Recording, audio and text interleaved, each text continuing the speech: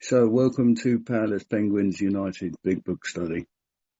This week, I'm proud to introduce Max, who has kindly agreed to come along and continue the book study. Over to you, Max. Thank you so much, lads, for your service. And to the readers and co-hosts, timers, everybody in the background, my name is Max, and I am an alcoholic. And it's great to be with you this morning. Just to add, the drugs are also part of my story. I had to keep on replacing when the effect stopped working and find something else to get that sense of ease and comfort. It's great to be with everybody this morning. We are going to be on the bottom of, we finished last week on the bottom of page 49, so we're going to be starting at the top of page 50. If you've got your big books there, it will be helpful for you to read along with us, or it's up to you. Sit back and just listen. It's up to you.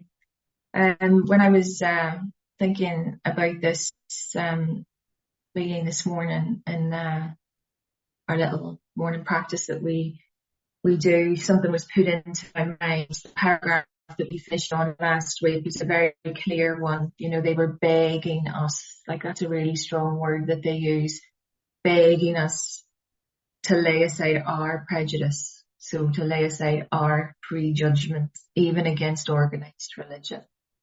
And this morning it was put into my mind, and I was brought back to page 28, back in step 1. And there is a solution as we're coming towards the end of that chapter. There's a paragraph that says, we think it no concern of ours. Religious bodies our members identify themselves with as individuals. This is the important thing.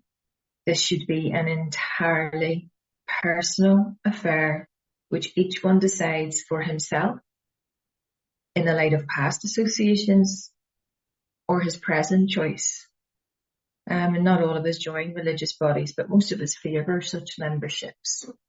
So I reflected a little bit on that paragraph and the importance, and I think I've emphasised this over the course of the last lot of weeks, the importance of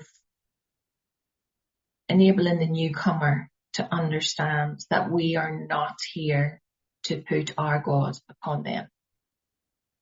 And that it's not my responsibility to talk about my God and the potential organised religion that I'm part of and the literature that organised religion uses. And that's not what I bring into the fellowship. That's not what I talk about in the rooms.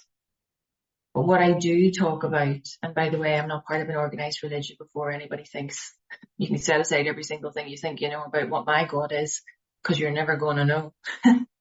Because I don't really discuss it on the basis that it's a personal thing to me. What I do talk about is that I have this power 100% that is, that I experience, that I can feel the presence of it. And, originally when I came into the rooms, this lack of power was my dilemma. Well, where was I to find the power? Well, it says that on page 45 of We Agnostics. Well, that's exactly the purpose of this book. So I found this power by simply having faith in this process. And what I mean by that is having faith in showing up with my sponsor at every session, having faith in turning the pages, and understanding from him that you just got to let the book do the work. And in doing that, something changed. In doing that, I have a faith in a power that is greater than me. A lot of the times I can't articulate it, therefore I use the words from the book to describe it. I use the words from the book to share what it might be: spirit of the universe, mother nature, realm of the spirit, czar of the heavens. Doesn't matter which one it is. And even if you have a prejudice against one of those words, one of those titles, one of those pronouns that I've just used there, set it aside and find another one that you can connect with. That's what it tells us the whole way through this process. Ask yourself what these spiritual terms mean to you. Not what they mean to the other people in the room, what they mean to you. So Yeah, that last paragraph last week that, we were amusing ourselves by cynically dissecting the spiritual beliefs and practices that we might have observed ourselves. Looking down on these people about how they were practicing, what they were practicing, what they were saying. In actual fact, no matter what their belief or faith or practice or anything was, we should have been looking at them from a different angle and saying, gosh, maybe there's something in what they're saying. And the agnostics and atheists at this point are starting to shift a little bit here. They're starting to think, oh, well, if all of these people are becoming recovered from this hopeless state of mind or body, are saying that what they have is working for them and our way isn't. Maybe, just maybe, there's something here. This visual proof is the weakest proof. We talked a lot about this last week. There's a load of people sitting on here telling you who may not have had a spiritual awakening as the result of the steps yet. But you're looking at a screen full of people potentially, or listening to my voice go on, and I'm saying to you that this works. It really does work. And all of these people on the screen that you're looking at, you're thinking, well, maybe it doesn't work. The visual proof of us being here is the weakest proof. You've got to experience it for yourself. Yet the visual proof is also a demonstration that the 12 steps really work. It talks about it in the reading prior to the meeting starting. We know this because we've experienced it. So if you're thinking that it doesn't work, well, what is your prejudice? Because it's nothing to do with anybody on the screen or listening to me as to the reasons why it doesn't work for you. What's going on inside you? It's not about your sponsor. It's not about the meetings you go to. I'm not getting what I need from the meetings. I'm not getting what I need from a sponsor. How do you know what you need?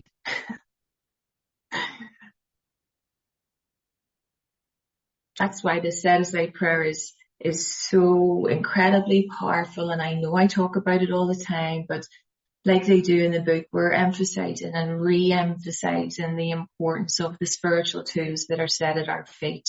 So simple to pick up. Bill's story tells us simple, but not easy. It takes work. It takes action. So be ready for that. Be prepared for that.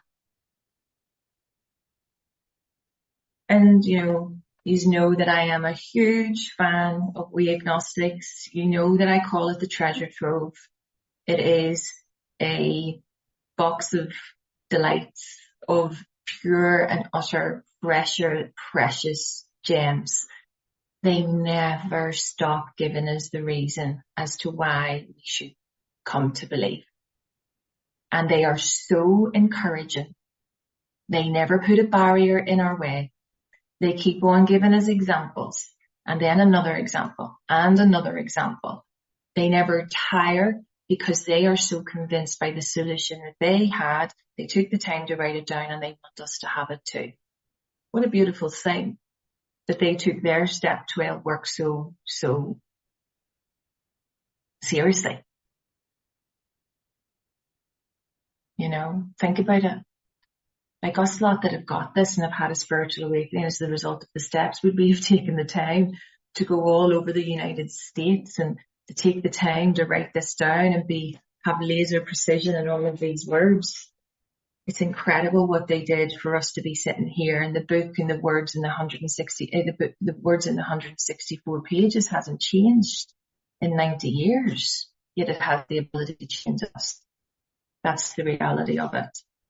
So the top of page 50, a beautiful paragraph. So they're referring to the paragraph before, where we have all of this prejudice against these people that say they have this power. So instead of looking at what they had in this wonderful stability, happiness, usefulness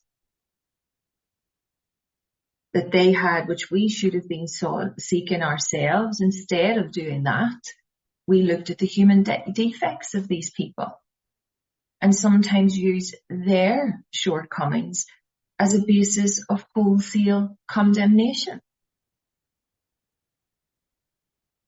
If you're really honest with yourself, because remember, the essential requirements, the things that are really indispensable from the spiritual experience of back the book, we already know the fact that they've told us that the willingness, the honesty, and the open-mindedness are the essential requirements of this program.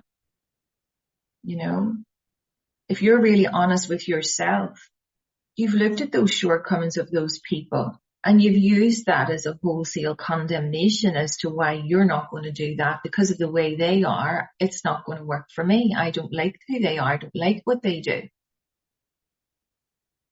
On page 19, again, right back at the beginning and in step 1, they talk about the fact that in this book that we shall do our utmost to show this real tolerance of other people's shortcomings and viewpoints and a respect for their opinions.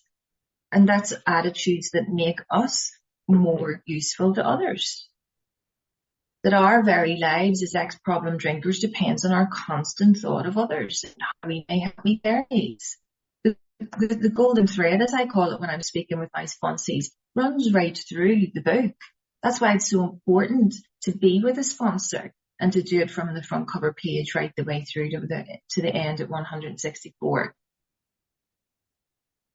And I'm emphasizing that again because I know there's a few people on here who I've talked to during the week that are struggling with this. Who believe that their sponsor isn't good enough for them.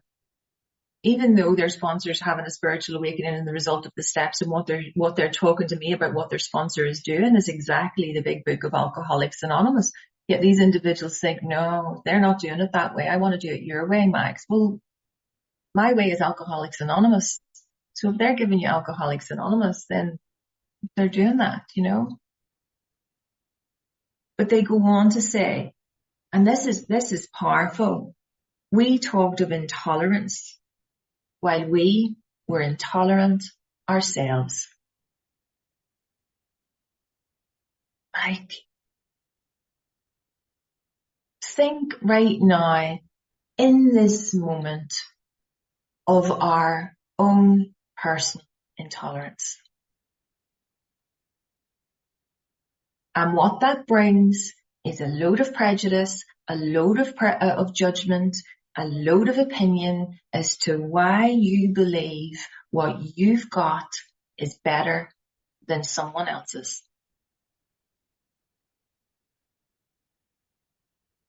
There might be somebody on here when the meeting goes to sharing that shares something from their own personal experience as to how they find the connection with a power that is greater than them. And one might be sitting here thinking, whatever, they're talking nonsense.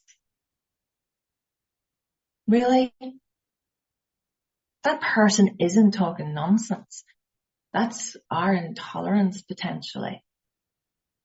And you know where I learned the most tolerance, patience, understanding and love, which takes away my prejudice and judgment and opinion, is sitting in the rooms of this fellowship. It enables me to practice.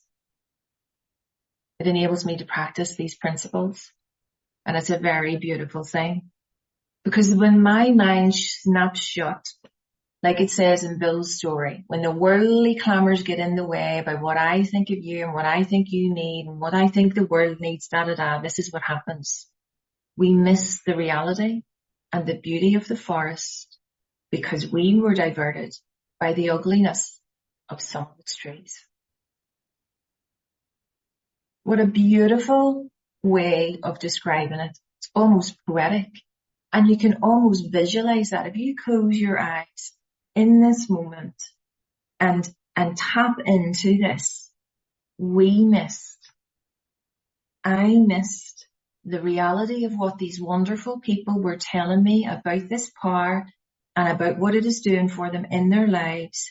And I have missed the absolute beauty of the forest and everything in it because I was diverted by some of the ugliness of the trees. So I tuned into all of the ugliness. I tuned into everything that was wrong. I tuned into everything that I didn't like. Because here's the thing. We never give the spiritual side of life a fair hearing. How many times have we sat in these meetings and not given someone even a few minutes to share what was going on with them, to give them a fair hearing as to where they were at, and set aside our opinion and thought, you know what? That person's talking not nonsense. That person is talking some sense. Who am I to judge? No one.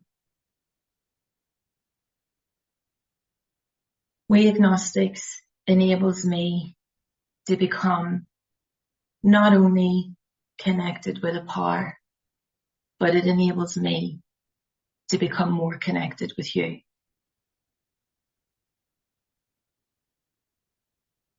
To see things from your perspective. That can sometimes blow my mind as to what I need from my power. My God may be different from you. My thought process about my connection to this power may be different from yours. But when I listen with an open heart and an open mind, and I'm willing to hear something that might just help and filter through, and if I can get honest with myself, the perspective on the power that I require, the idea, the conception of the God that might transform my life in this moment could alter. That could change the trajectory of my life.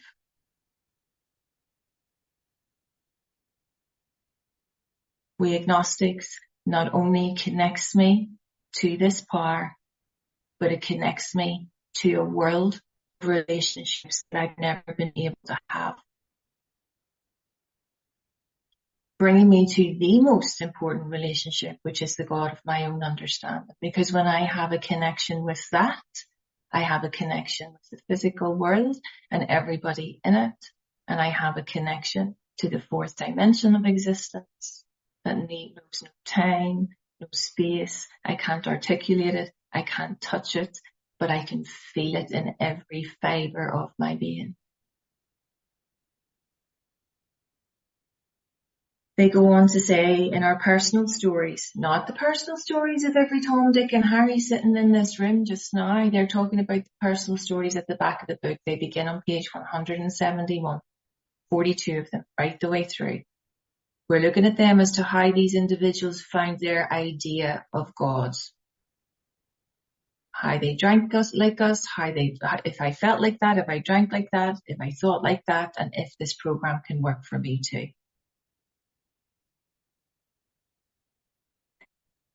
So in our personal stories, you'll find a wide variation in the way each teller approaches and conceives of the power which is greater than himself. And if you've stopped reading those personal stories just because you thought you're getting bored of them, start reading them again. Because if you haven't read all 42, you could be missing something. They're there for a reason. And if you don't connect with one, that's okay. Finish it and move to the next one. You have to read the personal stories like you read the 164 pages. You read them from cover to cover. Don't miss them out because you think there's nothing happening there that you can't associate with. We keep an open mind to reading all of those as well. You might have one that jumps out with you to you 100%. That meets you where you're at right now in terms of what you used to think, drink, feelings, and if the program can work for you too.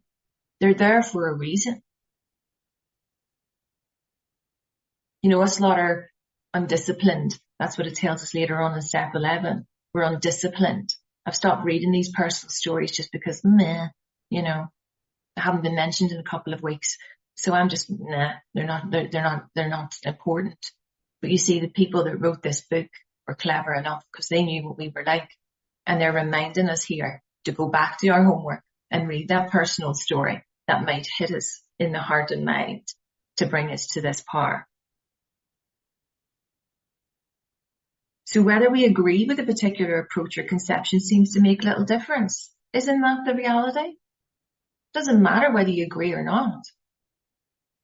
Experience has taught us that these matters about which, for our purpose, we needn't be worried. They are questions for each individual to settle for himself. They are emphasizing and emphasizing over and over and over again that this is about you and your conception of God. I think I laboured the point enough last week that I'm not here to convince anybody that this program will work for you. I'm not here to convince anybody that God will work for you.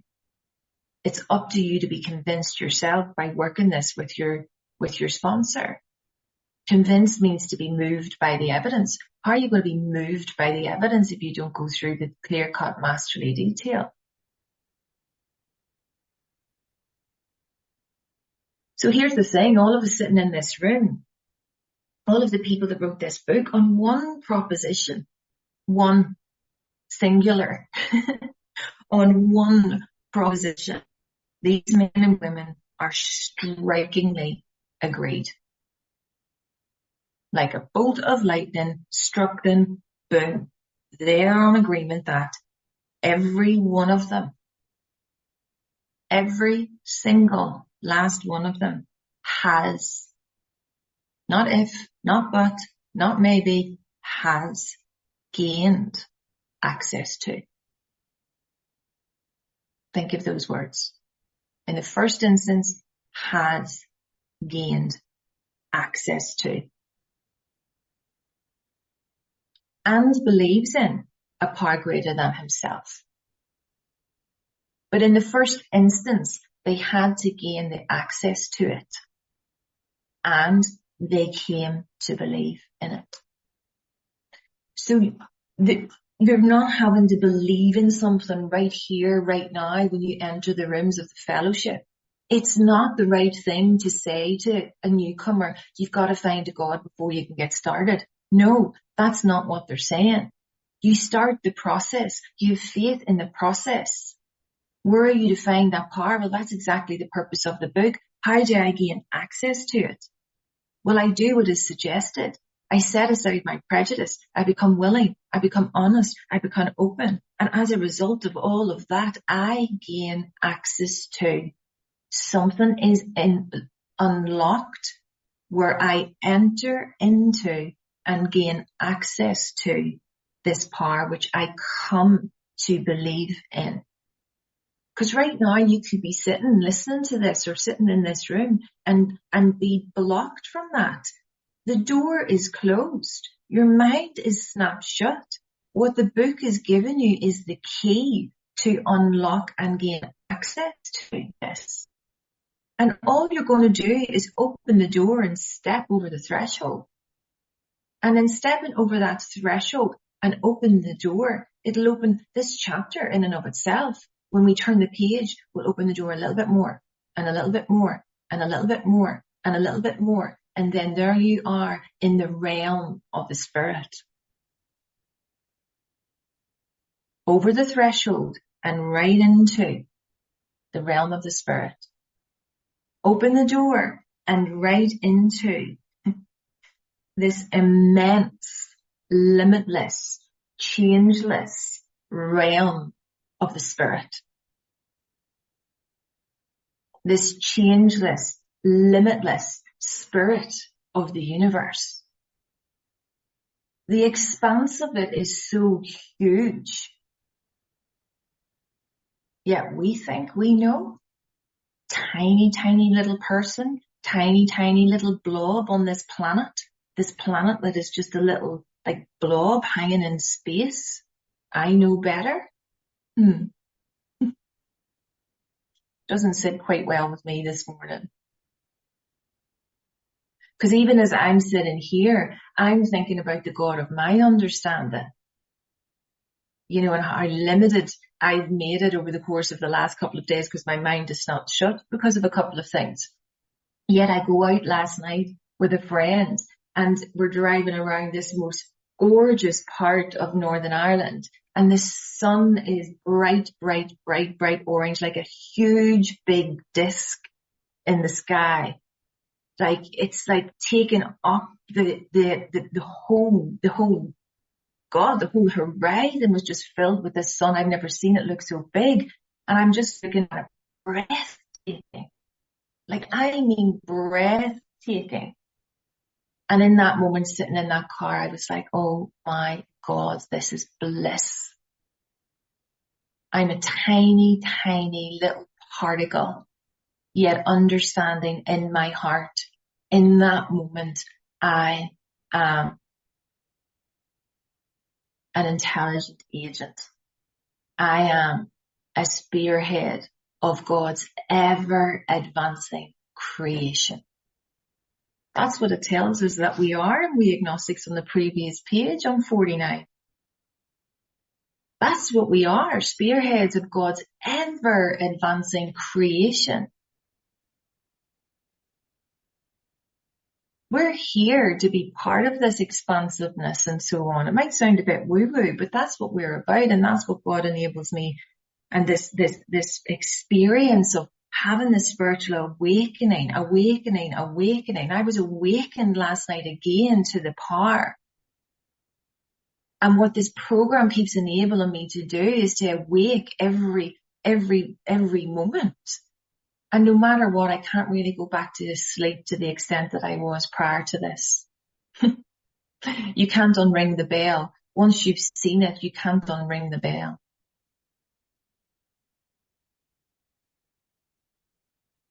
So this power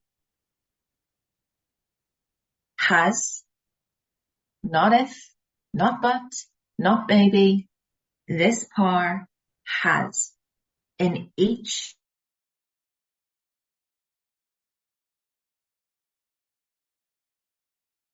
the humanly impossible. Like, what a promise is that? What a promise is that? And the word power, capitalized, another word for God. We know this now. When you see a word like that, capitalized, it's a pronoun, it's another word for God. What does that word mean to you? What does power mean to you? When it comes to my mind, and my sponsor said to me, you know, what are these spiritual terms to me? Power means strength. Power means guidance. Power means connection. You know, like the electric connection that we talked about last week. Whatever. Ask yourself what it means to you. It doesn't matter what I think. So as a celebrated American statesman, let's look at the record. So they're going to give us more evidence as to why we should continue to turn the pages and have faith in this process and connect to this power that you don't even think you realize that you need to the extent that you need it. That's the funny thing about all of this. So here are thousands of men and women. Thousands of us now on this journey. Millions of us now on this journey. Worldly indeed. Back in the day when this book was wrote, thousands of men and women. Worldly indeed. Worldly meaning they're aware. They're knowledgeable. They're worldly wise. They're experienced. They're cultured. They're astute. They've got their heads switched on. You know? But it's nothing to do with the spiritual realm. All of that stuff that I've just said there. You know, they're living in this third dimensional world of existence. Physical, the material world that they're talking about. But then something happened to them that they flatly declare that since they've come to believe in a power greater than themselves, to take a certain attitude, I'll come back to that in a second. So to take a certain attitude toward that power and to do certain simple things, what has happened? There has been a revolutionary change in their way of living and thinking. Remember, back in There Is a Solution, they remind us our illness centers in our mind. When we take away the addiction, when we take away the alcohol, when we take away the drugs, whatever the substances are, this is no longer about our drinking and our using. This is about our thinking. Take away the drink problem. I've got a thinking problem. This is not the first time we've talked about this certain simple attitude. This is not the first time we talk about this revolutionary change. We've talked about this and we were introduced to this right back in step 1 as well. If you remember, on page 27, Carl Jung talks about the spiritual experience and what he has seen in Ocelot and in working with Roland Hazard and many of the others. He talks about the fact that here and there, this is page 27, once in a while, alcoholics have had what are called vital spiritual experiences, life-giving, vital meaning life-giving spiritual experiences. To him, these occurrences were phenomena. They appeared to be in the nature of huge emotional displacements and rearrangements, ideas, emotions, and attitudes which were once the guiding forces of these lives have suddenly been cast to one side, and a completely new set of conceptions and motives begin to dominate them. A change in their way of living, a change in their thinking. A couple of pages prior to that, on page 25, the first 100 talk about their spiritual experience, and they talk about the fact that we've had deep and effective spiritual experiences which have revolutionized, there's that word, our whole attitude toward life, their way of living, toward our fellows, and towards God's universe. Their way of living has changed. Their thinking has changed as a result of the introduction to this power. What they're reminding us again of is this golden thread that runs right the way through. They never let us forget the messages that they're telling us right from step 1 as we move into step 2 here. They're talking about this certain simple attitude. We talk about that at the top of page 27. You know, Roland Hazard could go anywhere on this world. We can be free men and we can go anywhere in this world without disaster, provided he remains willing to maintain a certain simple attitude. So we've heard about it in step 1, and here we are coming in to step 2, and they're reminding us about this certain attitude. Let me remind you what that's all about. An aeroplane flies at altitude. That's the height at which it flies. In the cockpit, and I'm not a pilot. So if there's any pilots on here that want to correct me in this, knock yourself out. Wonderful. But I'm just giving you a little, my own summary of this. I don't profess to be anybody that can fly planes. But if you want to call me afterwards to talk about the practicalities of it, I'm open and honest and willing to listen to that. But anyway, here we go. When a pilot is flying a plane, there's a dial in the cockpit, like the dashboard. Do they even call it a dashboard in a plane? I don't really care what it's called. Anyway, they look towards the attitude. It's this little dial, and the attitude is where the pilot is looking towards. It's where it's the trajectory to the horizon, that landing point. If they have that certain simple attitude, the attitude is the direction of travel. So my direction of travel, my attitude with this program is that I have to have a spiritual awakening as the result of the steps. So my direction of travel is 1 through 12 in that order. Remember, we talked about it a number of weeks ago now. If my attitude in the flight is calculated to take me to Barcelona, and I decide I'm going to take 1 degree off, 1 degree off, 1 degree off, the attitude and the trajectory of the flight will take me to Paris. It will take me to a completely different location and destination than where I was originally supposed to be in Barcelona. So if I don't have the certain simple attitude, the direction of travel 1, 2, 3, 4, right the way through to 12 in that order, I'm going to end up in a different destination altogether. So this certain simple attitude is to do this, to show up, turn the pages, work with my sponsor, Wherever there's an action, take the action. Wherever there's a question, they inevitably give us the answer to the question. They then need to, they tell me every single day what I have to do for the rest of my life to maintain and grow my spiritual connection. It's so simple, like, it's all in there. It's like, it's so simple. But we think we can do it better. We think that our ways are different way, and all of the little added things that we want to put in would make it better for us. No, it won't. No, it won't. Why would you deviate from this when it's so straightforward the way that it's set out? And think about this also. When there's a revolution in a country, it's never very quiet. When there's a revolution, it gets noisy. I say to my sponsees all the time, the water gets choppy. There's noise. There might be, a little bit of angstiness in it. There might be a lot of, I don't know, when something is revolutionary, it's a huge event. It can cause distraction. It can cause discomfort. It can bubble lots of things to the surface. And that's what you might feel as you're going through this process. It didn't feel comfortable at points. It didn't feel secure at points. It felt a little bit odd at points, It didn't feel normal, but like it says, as we go through the steps, common sense becomes uncommon sense and all of that. Now it all makes sense to me. Now it all is common sense that I do this stuff. But as I'm going through it, it felt uncomfortable and I hated every minute of it.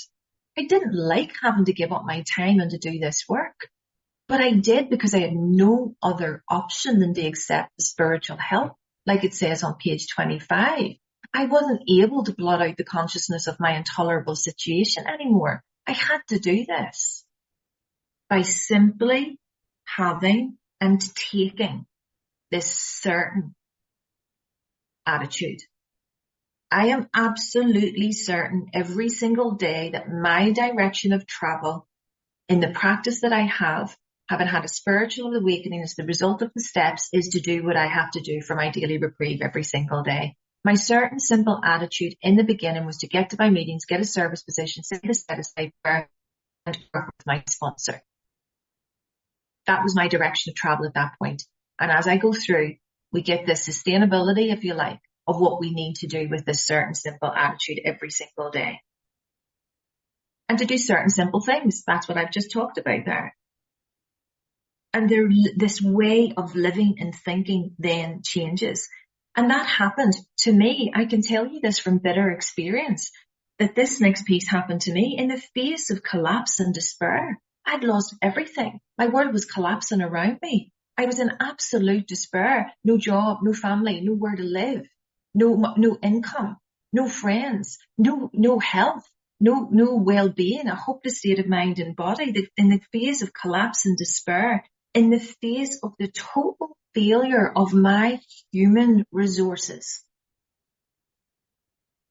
That is the truth of where our addiction can take us to. Through bitter experience, I know this to be true. Every single word they put in this book is the truth. But even in the face of the total failure of their human resources, listen to this. And if you need to close your eyes and think about this and think about the despair that you're in and think about the collapse of everything that's going around you, or if you're in the space where all of that collapse and despair has been removed, still close your eyes and think about this. They found that a new power, peace, happiness, and a sense of direction flowed into them.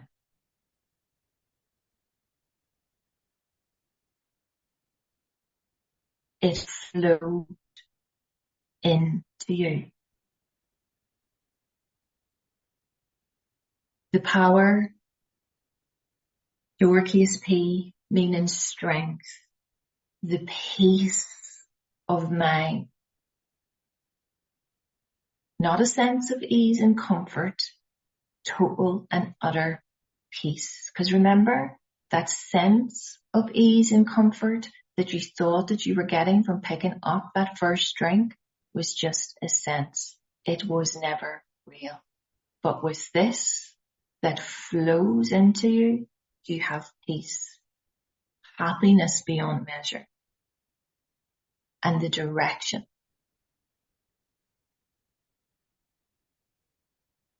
And that brings us right back to what Bill talks about on page 8 in his own personal story. Again, the emphasis and the re-emphasis. Continue to have your eyes closed. This is what he talks about when he experienced this connection with this power. I was soon to be catapulted into what I like to call the fourth dimension of existence. I was to know happiness, peace, and usefulness in a way of life, in a way of living that is incredibly more wonderful as time passes. What a promise is that?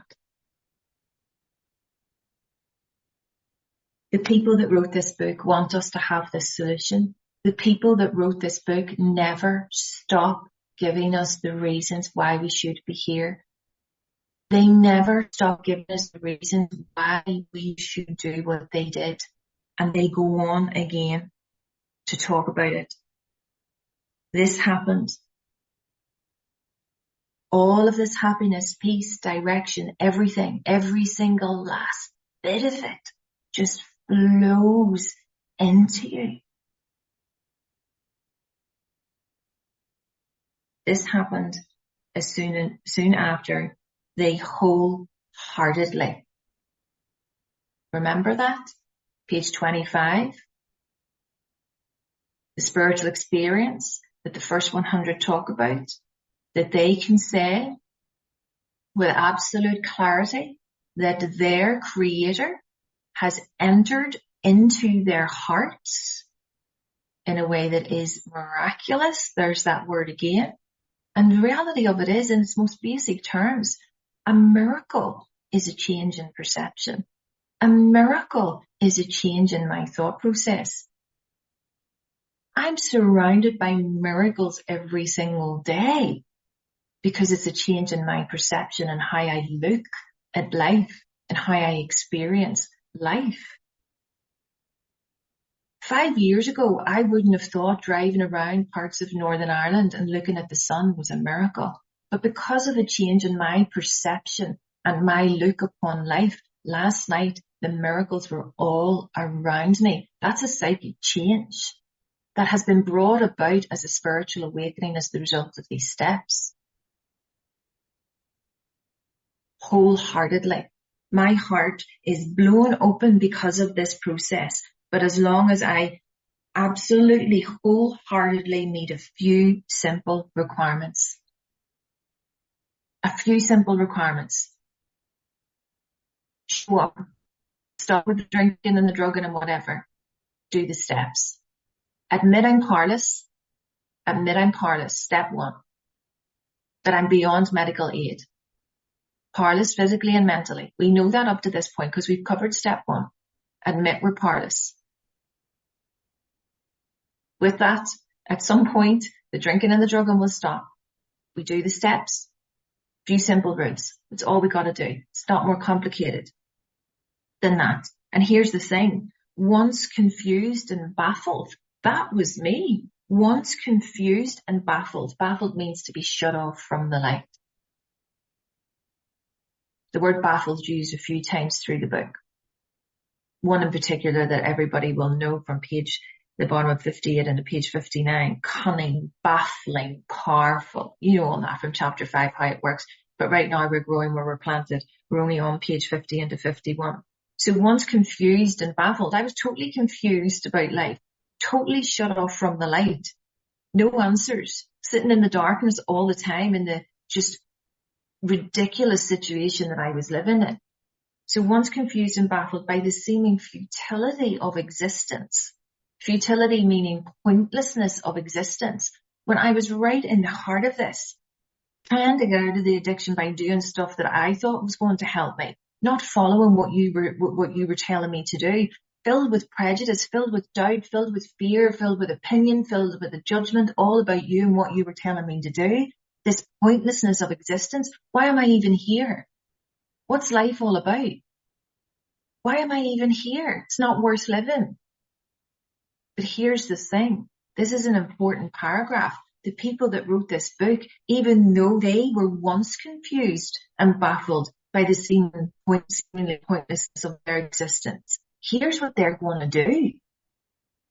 They're going to show us the underlying reasons why they were making heavy going of life. Because see all of the crap that's sitting on the surface that you think is your problem? That ain't the problem, people. They're going to show us the underlying reasons of what's really going on inside you and why you're making heavy going of life, people. That's what happened with me. All this surface level stuff, guff, whatever you want to call it, that ain't your problem. Let's get down to what's underlying all of that. And here's the thing. Killer line this. Key line this. Leaving aside the drink question. Leave it aside. Set aside every single thing you think you know about what's going to keep you sober, about the alcohol, about the drugs, about the 12 steps, about what your sponsor's not doing for you or what you think your sponsor's not doing for you. Set it all aside to have a new experience with God so that you are shown the truth about what you need. Because the reality of it is, leaving aside the drink question, there is no question about it anymore. There is no question, because you already know, when you set aside every single thing you think, you already know you've got no power, no choice, no control. There's no question about that. That is a fact. Whether you like it or not. No power, no choice, no control. You can't pick up the first drink. You can't get a sense of ease and comfort from it. The first drink gets you drunk. The first pickup, the first use does what it does, and then you can't stop. No question about it. There's nothing to be discussed or debated here. That's just the fact. What they're then going to, and by the way, leaving aside the drink question, people say, oh, the drink, alcohol's never mentioned after step 1. No, what? Yeah, it is. They don't talk about alcohol in the book after step 1. Yeah, they do. They talk about it in here. They talk it in 3. They talk 4. They talk about it in 5. They talk about it in 8 and 9. They talk about it in 10. They talk about it in 11. And they talk about it in 12. And the reason why they keep on bringing it up is they're leaving aside the drink question about the impact that it has on us. What they then start to talk about is that if you don't do this, what happens is that it will return. If you don't follow making the decision, doing the inventories, doing the long talk, asking for your defects to be removed, they always remind us that the drink thing will return. So it's not that it's never mentioned the rest of the steps. It is loud and clear, but they talk about it in the context that it will return if you don't do what's suggested in this book. Now that might not make any sense right now, but it will as we continue to turn the pages. But we're leaving aside the drink question, because here's what they're going to do now.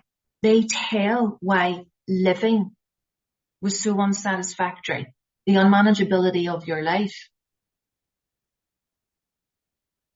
Living was so unsatisfactory because if you haven't got this power, direction, peace, happiness, direction flowing into you, I think your life's pretty unsatisfactory. So they're going to tell us why living was so unsatisfactory. They're just going to tell us it's that simple. Then, when they tell us why our life is so unsatisfactory, they are going to show how the change came for them. Oh my goodness me. They're just going to show us how it happened. You keep on turning the pages, they're just going to show us how the change happened to them. When many hundreds of people are able to say that the consciousness, the awareness, consciousness is a big word, isn't it? I didn't really understand it when it came in, but basically they're going to say that the awareness of the presence of God, another word for God, the presence of God, get this, is today the most important fact of their lives. They present a powerful reason why one. They present a powerful reason why you should have faith. Isn't that amazing? So from next week onwards, we've left the drink question aside. From next week onwards, we're going to see why we were making heavy going of life. And then they're going to show us.